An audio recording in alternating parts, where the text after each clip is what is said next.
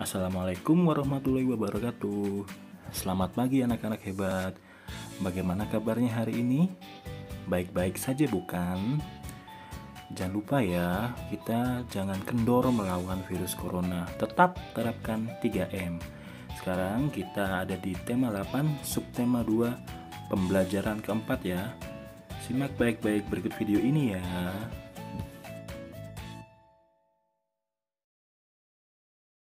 Adapun kompetensi dasar dan tujuan pembelajarannya pada pertemuan kali ini adalah sebagai berikut.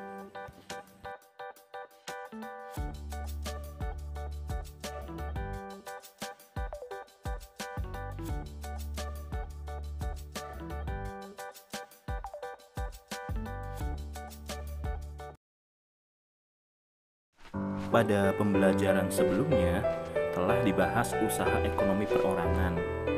Nah, sekarang yang kita akan pelajari adalah mengenai usaha ekonomi yang dikelola secara kelompok, baik modalnya, pengelolaan, maupun keuntungannya.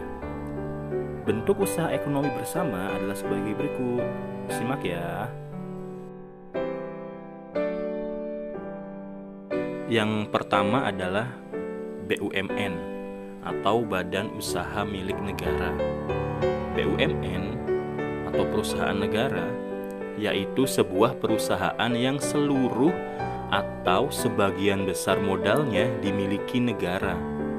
BUMN dapat berbentuk perusahaan umum dan perseroan terbatas. BUMN bergerak di bidang usaha yang bersifat strategis atau vital, misalnya bidang energi listrik dan telekomunikasi. Contohnya adalah sebagai berikut ya. Contohnya ada PLN, Pos Indonesia, Pertamina. Itu merupakan beberapa contoh dari BUMN ya. Masih banyak yang lainnya juga. Di Indonesia juga terdapat Badan Usaha Milik Daerah atau BUMD. BUMD merupakan perusahaan yang seluruh atau sebagian besar modalnya dimiliki pemerintah daerah.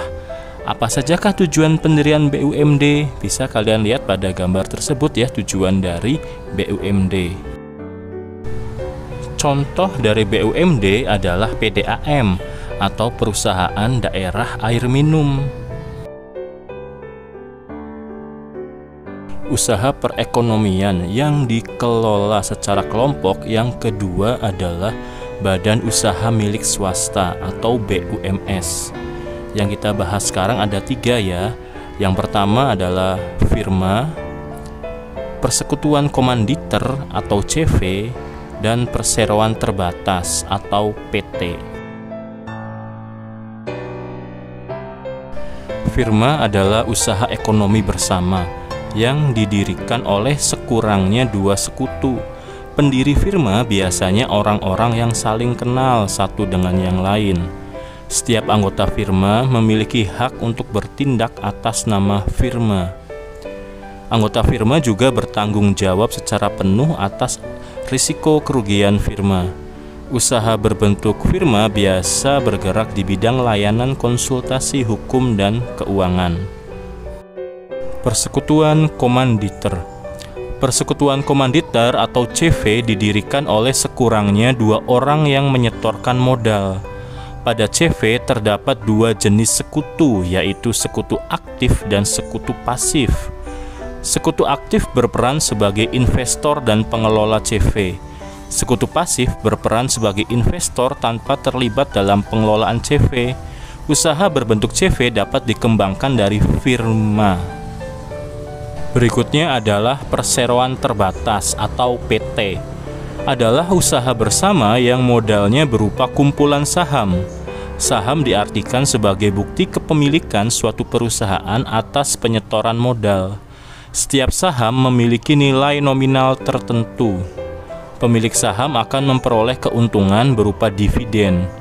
Bagi perseroan yang ingin mengembangkan dan memperluas usahanya, sahamnya dapat diperdagangkan di pasar modal. Berikutnya adalah koperasi. Di Indonesia berkembang usaha bersama yang bertujuan menyejahterakan anggotanya. Usaha yang dimaksud adalah koperasi. Berdasarkan Undang-Undang Nomor 25 Tahun 1992, koperasi adalah badan usaha yang beranggotakan orang-orang atau badan hukum. Koperasi dengan melandaskan kegiatannya berdasarkan prinsip koperasi sekaligus gerakan ekonomi rakyat yang berdasarkan asas kekeluargaan. Koperasi sesuai dengan UUD 1945 Pasal 33 ayat 1, yaitu bentuk perekonomian disusun atas usaha bersama berdasarkan asas kekeluargaan. Koperasi pertama kali dikembangkan oleh Dr. Andes Muhammad Hatta. Atas perannya tersebut, beliau dijuluki Bapak Koperasi Indonesia. Bentuk-bentuk koperasi di Indonesia sebagai berikut. Yang pertama ada koperasi konsumsi, yaitu koperasi yang menyediakan berbagai barang konsumsi untuk memenuhi kebutuhan sehari-hari.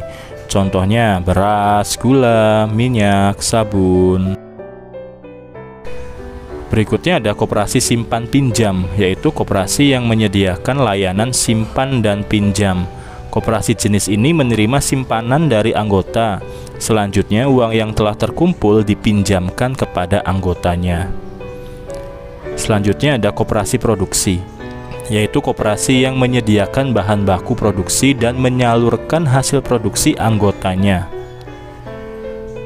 Yang berikutnya ada koperasi jasa, yaitu koperasi yang menyediakan layanan atau jasa tertentu bagi anggotanya. Contohnya koperasi angkutan. Berikutnya ada lagi yang namanya koperasi serba usaha, yaitu koperasi mengelola berbagai jenis usaha, misalnya penyediaan barang konsumsi, simpan pinjam, penyediaan bahan baku, penyaluran hasil produksi. Contohnya adalah koperasi unit desa. Sekarang kita belajar dulu mengenai tradisi di suatu daerah, tepatnya di masyarakat Gunung Kidul di Provinsi Yogyakarta. Di masyarakat Gunung Kidul dikenal ada dengan kegiatan rosulan atau bersih dusun. Ini dilakukan oleh para petani setelah masa panen. Waktu pelaksanaan tergantung kesepakatan warga setiap dusun, tetapi biasanya sekitar bulan Juni atau bulan Juli.